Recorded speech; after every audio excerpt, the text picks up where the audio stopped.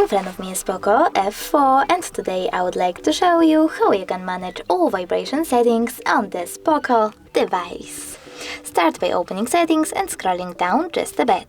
Now click on sound and vibrations, scroll down again and tap on this switcher next to vibrate phone calls. This way you can switch on or off vibrations for your incoming calls. You can also tap on this switcher next to vibrate in silent mode to switch on or off vibrations while your device is muted.